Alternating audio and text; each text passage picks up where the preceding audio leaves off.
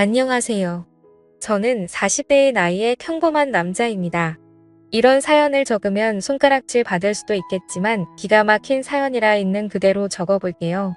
저는 4년 전에 처남댁을 처음 뵙게 되었습니다. 그리고 사실 처남댁과 저와는 1년 넘게 몰래 만남을 가져오고 있네요. 일단 과거 이야기부터 시작하겠습니다. 처남은 결혼할 여자라며 우리 집에 아가씨를 한 명 데리고 왔었습니다.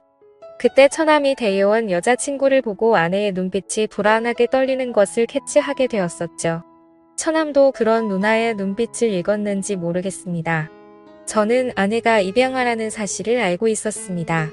장모님은 결혼한 지 10년이 지나도 아이가 생기지 않자 제 아내를 입양했었고, 그로부터 3년 뒤에 임신을 하게 되어 처남을 낳았다고 합니다. 어릴 적부터 둘의 사이는 누구보다 끈끈했다고 하더라고요. 아무튼 아내가 정성껏 차린 식사를 함께하면서 처남 되게 될 여자를 조용히 바라봤습니다. 다소곳하게 다리를 모으고 앉아서 얌전하게 식사를 하는 처남 댁은 너무 순진해 보이고 예뻐 보였습니다. 하지만 어색한 시간이 조금 지나고 보니 성격은 매우 쾌활했습니다. 그 자리에서의 만남이 쉬운 자리는 아니었지만 이런저런 이야기를 나누다 보니 조금 편해진 느낌이 들었습니다. 처남 댁은 제게 맥주를 따라주었고 저는 묘한 기분이 들면서 이상하게도 처남 댁에게 관심이 가기 시작했습니다.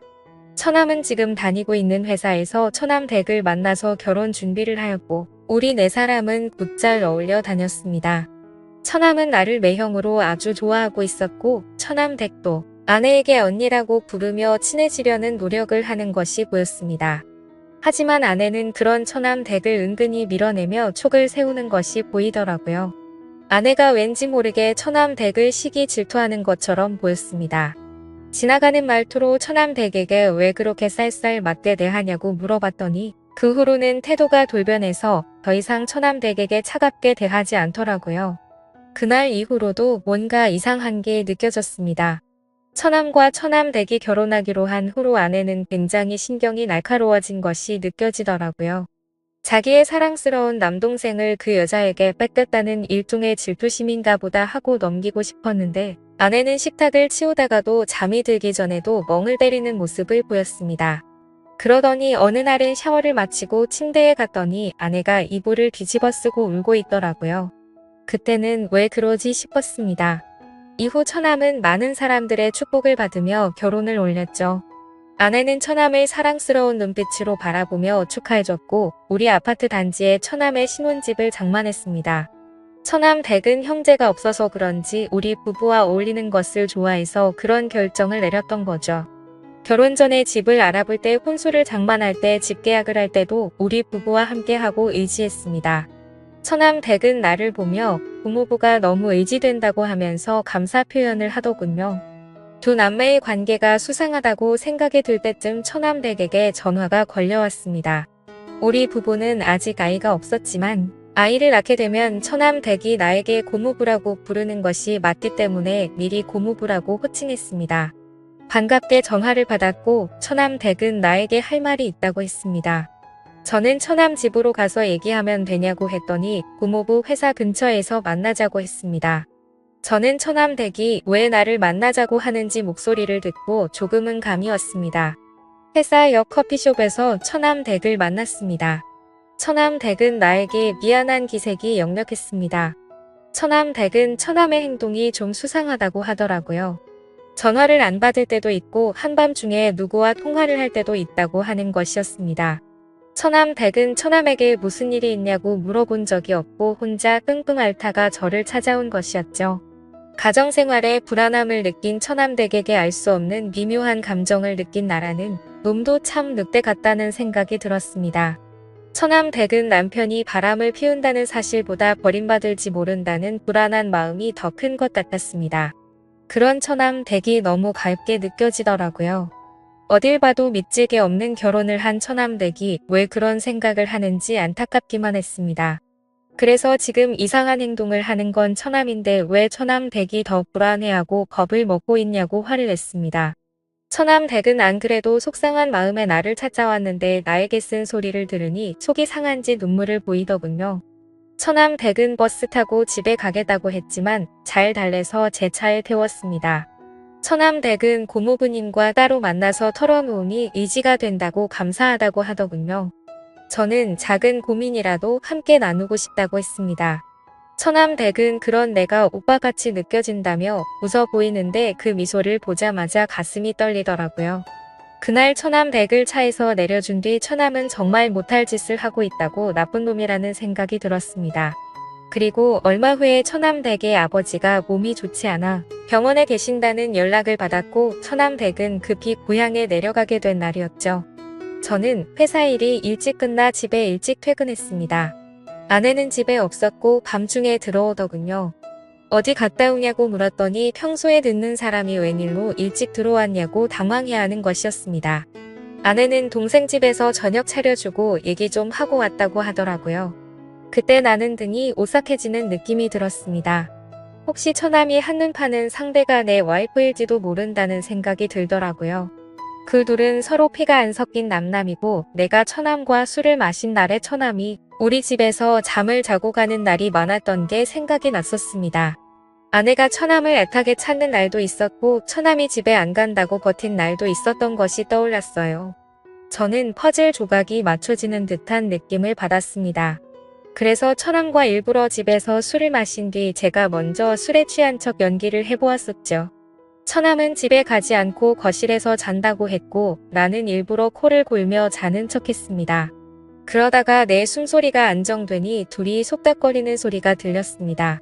옷방으로 가서 같이 있자고 하는 소리를 듣고 말았던 거죠.